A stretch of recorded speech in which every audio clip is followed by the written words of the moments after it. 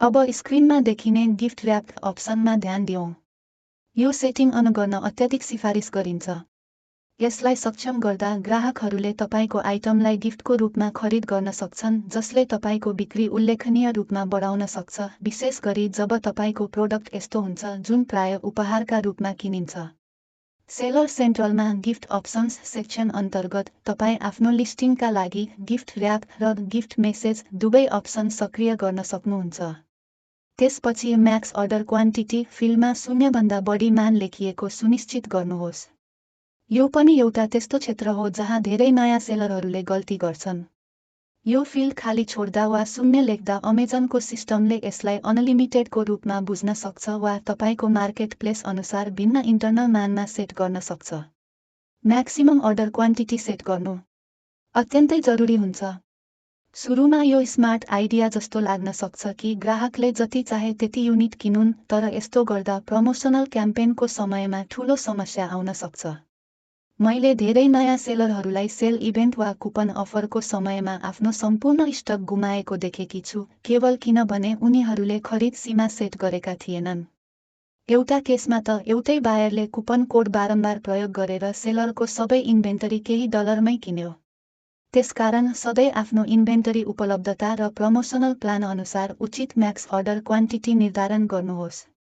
यो सेट भएपछि अब अन्तिम सेक्सन सेफ्टी एन्ड कम्प्लायन्समा जान सक्नुहुन्छ। यहाँ देखिने फिल्डहरू तपाईको प्रोडक्ट क्याटेगोरी अनुसार फरक हुन्छन्। मेरो उदाहरणमा यी मध्ये धेरै फिल्डहरू अनिवार्य छन्। कन्ट्री अफ ओरिजिन फिल्डमा तपाईको प्रोडक्ट जहाँ उत्पादन गरिएको वा स्रोत गरिएको हो त्यो देश लेख्नुहोस्। उदाहरणका लागि मेरो केसमा यी प्रोडक्टहरू चाइनामा बनेका हुन्। यदि तपाईको प्रोडक्टमा ब्याट्री छैन भने यो कुरा स्पष्ट रूपमा मार्क गर्नुहोस्।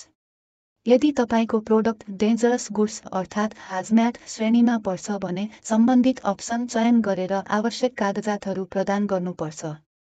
यदि तपाईका धेरै सुरक्षा वा कम्प्लायन्स सर्टिफिकेटहरू छन् भने एड मोर क्लिक गरेर अपलोड गर्न सक्नुहुन्छ। अन्तिम भागमा यदि तपाईको प्रोडक्ट कुनै सरकारी नियमन अन्तर्गत पर्छ, जस्तै क्यालिफोर्नियाको कार्ब कम्प्लायन्स वा अन्य समान मापदण्डहरू, तपाईले यहाँ उल्लेख गर्न सक्नुहुन्छ। मेरो केसमा यो लागू हुँदैन। तर नट एप्लिकेबल चयन गर्नुको अर्थ यो होइन कि तपाई कानुनी कम्प्लायन्स वा अमेजनका नीतिहरूबाट स्वतन्त्र हुनुहुन्छ। यदि तपाईको प्रोडक्ट कानुनी रूपमा निश्चित मापदण्ड पूरा गर्नुपर्ने श्रेणीमा पर्छ भने तपाईले त्यस पालनाको जिम्मेवारी लिनै पर्छ। यी नियामक आवश्यकताहरूको बारेमा म आगामी भागमा विस्तृत रूपमा बताउनेछु। अगाडि बढ्नु अघि पेजमा पुनः एकपटक हेर्नुहोस् र तपाईको प्रोडक्टसँग सम्बन्धित कुनै लुकेका वा वैकल्पिक फिल्डहरू छन् कि भनेर जाँच गर्नुहोस्। जहाँ लागू हुन्छ ती सबै फिल्डहरू भर्नुहोस्, किनभने अनिवार्य नभए पनि यी फिल्डहरूले तपाईको लिस्टिङको समग्र गुणस्तर र अमेजन सर्च रिजल्टमा खोज दृश्यता सुधार गर्न सहयोग गर्छन्। सबै कुरा पूरा भएपछि सबमिट क्लिक गर्नुहोस्। बधाई छ, तपाईको प्रोडक्ट लिस्टिङ अब सफलतापूर्वक तयार भइसकेको छ।